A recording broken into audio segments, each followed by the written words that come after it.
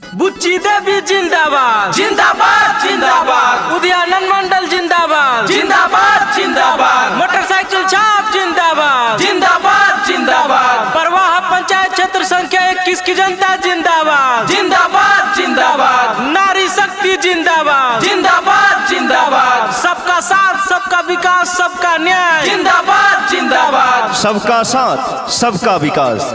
Gram panchayat Parwaha से सरपंच पद के लोकप्रिय, सहनशील, शिक्षित, संघर्षशील, ईमानदार एवं समाज सेवी उम्मीदवार श्रीमती बुच्ची देवी जी, जिनके पति श्री उद्यानंद मंडल के चुनाव चिन्ह मोटरसाइकिल छाप है।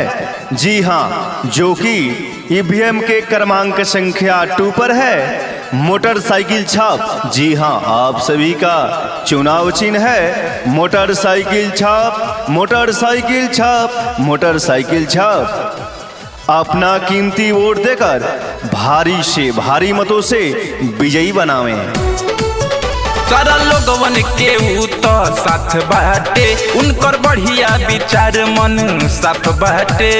बुच्ची देवी जिंदाबाद जिंदाबाद जिंदाबाद। सारा लोगवन के ऊ तो साथ बाटे, उनकर बढ़िया विचार मन साफ बाटे। सरपंच पद विजयी बनई हो, सरपंच पद विजयी बनई हो। मोटरसाइकिल पर बटन दबाई हो, बुच्ची देवी के चाचा जीतई हो। मोटरसाइकिल पर बटन दबाई हो, बुच्ची देवी के भैया जीतई हो। जी हाँ मेरे मतदाताओं मित्रों, एक चुने नेक चुने, समदर्शी चुने उसे चुने जो न्यायपालिका की गरिमा समझकर हम गरीबों की व्यथा सुने। कल तक आपके साथ, आज भी आपके साथ, अब फैसला आपके हाथ। जी हाँ, तो याद रखें, मोटरसाइकिल छाप आप सबका अपना चुनाव चिन्ह है। मोटरसाइकिल छाप जो कि ईवीएम मशीन के क्रमांक संख्या 2 पर है। आप सबका चुनाव चिन्ह मोटरसाइकिल छाप। तो जी हाँ, आप सब अपना कीमती वोट देकर श्रीमती बुच्ची देवी पति उद्यानंद मंडल जी को भारी से भारी मतों से आप सब विजयी बनाएं।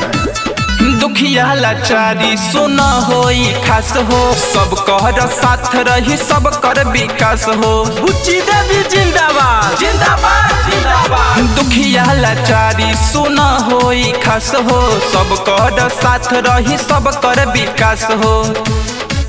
सुन सब लोग वोट मारे जई हो, सुन सब लोग वोट मारे जई हो। मोटरसाइकिल पर बटन दबाई हो, बुच्ची देवी के चाचा जीतई हो।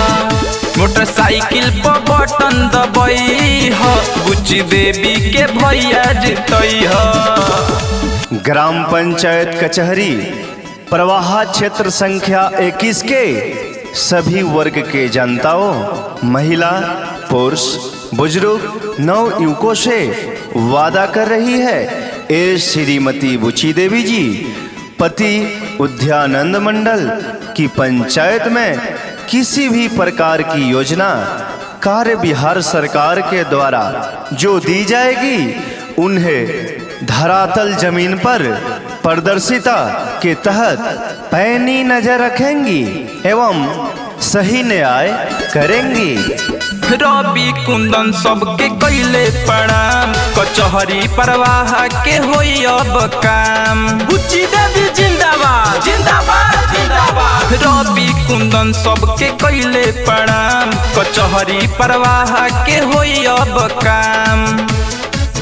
जे जानत नइखे ओके बताई हो, जे जानत नइखे ओके बताई हो।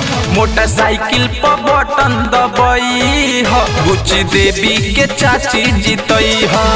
मोटरसाइकिल पर बटन दबाई हो, बुच्ची देवी के भैया जीतई हो। जी हाँ मेरे मित्रों, सड़क, पुल, पुलिया, नल, जल, इंदिरा आवास, वृद्धा पेंशन, विधवा पेंशन, कार्य अंतर्राष्ट्रीय जन वितरण प्रणाली, स्वास्थ्य, अस्पताल एवं विद्यालयों की देखरेख व खूबी प्रदर्शिता के रूप में ध्यान रखेंगी। जे जानत नइखे ओके बताई हा, जे जानत नइखे ओके बताई हा, मोटरसाइकिल पर बटन दबाई हा, बुच्ची देवी के चाची जीतई हा। मोटरसाइकिल पर बटन दबाई हा, बुच्ची देवी के भैया जीतई हा।